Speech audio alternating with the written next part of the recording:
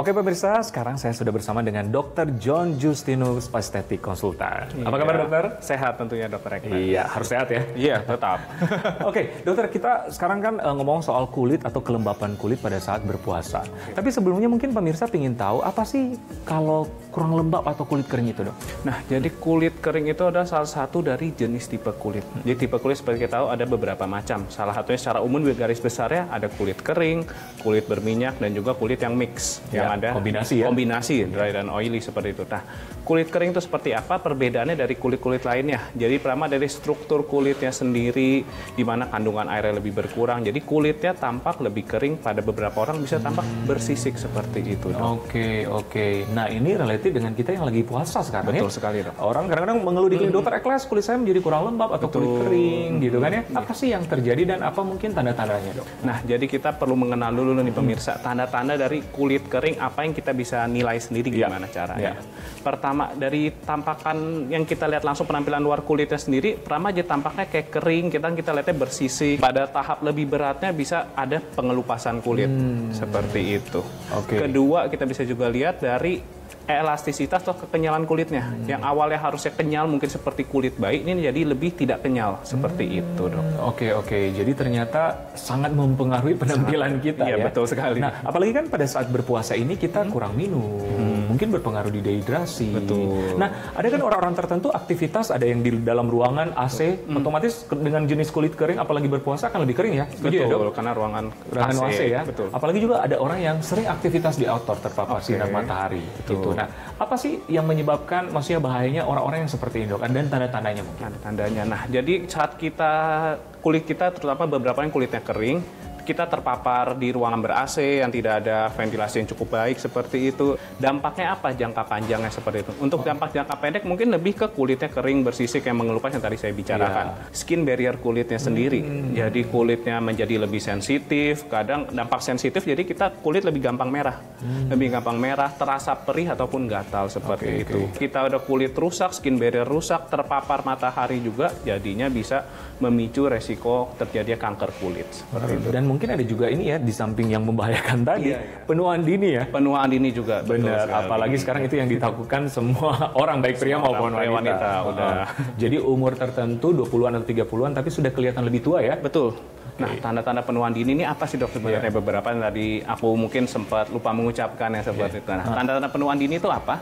Pertama, bisa munculnya kerutan-kerutan halus. Ini bisa pengaruh dari kulit yang kurang air atau dehidrasi yang pengaruh ke kulit, jadi kulitnya kering, kerutan-kerutan halus muncul, lama-lama tanda agingnya makin nampak, bisa jadi kerutan yang dalam seperti itu, muncul flek juga bisa pengaruh. Oke, nah ini nih yang harus diperhatikan masyarakat, apalagi yang sedang berpuasa, kulit juga kita harus rawat. Betul. Gitu, dan kita kan mau nggak ada penuaan dini ya? Iya, tentu. Iya.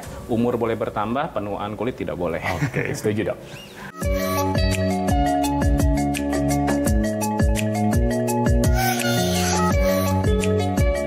Oke, Dokter John, berkaitan dengan pertanyaan saya tadi, kan kita lagi berpuasa, cenderung kulit kurang lembab atau kulit kering. Nah, apalagi kita yang sedang menjalankan puasa, tapi aktivitas sehari-hari kita di dalam ruangan ber-AC, otomatis kan akan lebih kering ya. Nah, apa sih cara mengatasinya, dok? Nah, jadi ini banyak sekali relate sih, aku pikir dengan kehidupan kita semua. Ada yang kerja di kantor mungkin, ruang tertutup, atau yang kerja di mall seperti itu. Nah, itu ada di ruangan ber-AC, ruang tertutup, membuat kulit yang udah kering bisa menjadi lebih kering kembali, dok. Jadi dampaknya itu ya kulit yang udah kering, kita aja tambah kering, jadi muncul tambah-tambah aging yang tadi. Benar, tanda-tanda tadi. Cara mengatasinya seperti apa? Cara mengatasinya itu kita pertama gunakan moisturizer atau pelembab. Kita gunakan pada kulit, selain pada muka, kita juga pada leher, tangan, juga bagian-bagian terekspos seperti itu. Oke, jadi kedua kita juga bisa tambahkan mungkin menggunakan humidifier atau pelembab ruangan. Jadi selain untuk mengurangi kelembapan di kulit, kita bantu lembabkan udara di ruangan kita itu. Oke. Nah, itu memang selalu kita sarankan ya, dok, ke pasien-pasien yang kulit kering atau aktivitas di dalam ruangan, apalagi ber-AC, penggunaan moisturizer itu sangat penting ya. Tapi mungkin banyak pertanyaan ini melenceng sedikit, dok. Kalau kulit berminyak, apakah perlu menggunakan moisturizer? Saranku tetap gunakan moisturizer. Perlu ya. Tapi tetap kita pilih moisturizer yang cocok sama kulit kita. Sesuai ya water base ya, dok. Water base. Oke, nah itu berkaitan dengan kita yang mengalami yang sedang melaksanakan ibadah puasa tapi beraktivitas dalam ruangan. Nah, tadi kan kita katakan ada juga orang-orang tertentu lagi puasa tapi karena pekerjaannya harus beraktivitas outdoor, sering terpapar sinar matahari. Nah, gimana cara mengatasinya untuk mengurangi kulit kering ini, Dok? Nah, kalau untuk di area yang terpapar matahari sebenarnya mirip-mirip sih sama di dalam ruangan. Cuma ada satu penambahan, yaitu kita gunakan sunscreen atau sunblock. Nah, jadi kita gunakan sunscreen, dianjurkan itu minimal SPF 30. Selain itu yang penting juga kita lakukan pengulangan pakainya, atau kadang kita istilahnya reapply setiap 2-3 jam. Jadi setelah kita pakai sunscreen, kita ulang lagi 2-3 jam kemudian pakailah kembali sunscreennya supaya proteksi yang didapatkan dari matahari itu maksimal. Lebih maksimal ya. Lebih maksimal. Tapi tetap menggunakan moisturizer. Tetap gunakan moisturizer. Oke.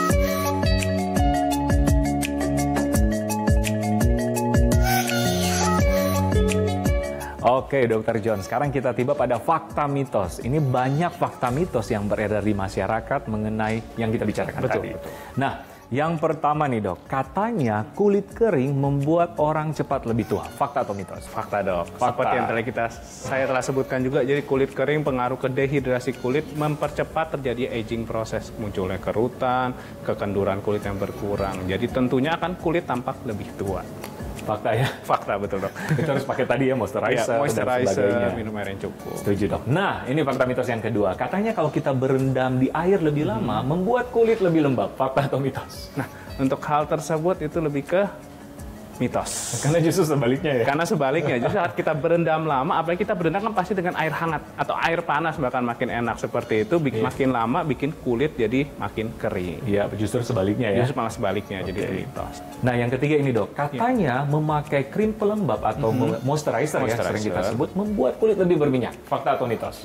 Kalau hal tersebut lebih ke mitos, Dok. Iya. Kenapa, Dok? Karena jadi saat kita guna moisturizer tergantung dari tipe kulit kita dan juga jenis yang kita gunakan. Jika kita kulit berminyak, kita gunakan moisturizer yang cocok, misalnya yang water based seperti itu, malah tidak membuat kulit berminyak. Oke. Tetap seperti biasa. Oke, jadi pada intinya ada beberapa jenis pelembab atau moisturizer yang disesuaikan dengan jenis kulit ya? Kulit, betul. Iya, ada kulit berminyak yang otomatis bahan dasarnya harus air ya? Harus air, jangan tambah minyak lagi. Jangan tambah minyak lagi. Jadi minyak plus minyak lebih berminyak dong. Betul. Oke, Dr. John, ini terakhir nih. Tips bagi kita yang sedang menjalankan ibadah puasa supaya kulitnya tetap lembab. Nah, ini ada beberapa tips yang saya rangkum dari apa yang sudah saya bicarakan tadi. Pertama adalah kita dari lifestyle kita, minum air putih yang cukup atau setara 8 gelas per hari. Kedua, dari ke skincare kita. Kita gunakan moisturizer, terutama untuk yang berada di dalam ruangan. Dan jika aktivitas kita di luar ruangan, kita gunakan sunscreen juga dan diulang kembali setiap 2-3 jam. Seperti itu, Dok. Tapi di luar ruangan tetap perlu moisturizer ya? Tetap perlu moisturizer. Oke. Jadi berapa pentingnya penggunaan lifestyle lewat cara minum kita 8 gelas sehari, tapi kalau kita lagi puasa 3-2-3 yang dokter bilang tadi ya? Betul. Terus apply perawatan dari luar ya? Betul. Moisturizer dan sunscreen. Sunscreen. SPF 30 ya, Dok? SPF minimal 30. Oke, Dokter. Terima kasih. Iya, sama-sama. Selalu sehat dan kulitnya tetap terhidrasi ya? Betul sekali. Oke, pemirsa, demikianlah perbincangan saya dengan Dr. John. Semoga bermanfaat dan bagaimana kita sudah tahu menjaga tips supaya lembab saat kita berpuasa. Nah, oke pemirsa, selama 1 jam kita sudah menemani Anda dengan beragam informasi kesehatan. Harapan kami semoga informasi kesehatan tadi menjadi informasi kesehatan yang bermanfaat dan terpercaya sehingga meningkatkan kualitas hidup Anda. Tak lupa juga kami mengucapkan selamat menunaikan ibadah puasa. Tetap saksikan Hidup Sehat bersama Dr. Ekles setiap hari Jumat jam 9 pagi hanya di TV One.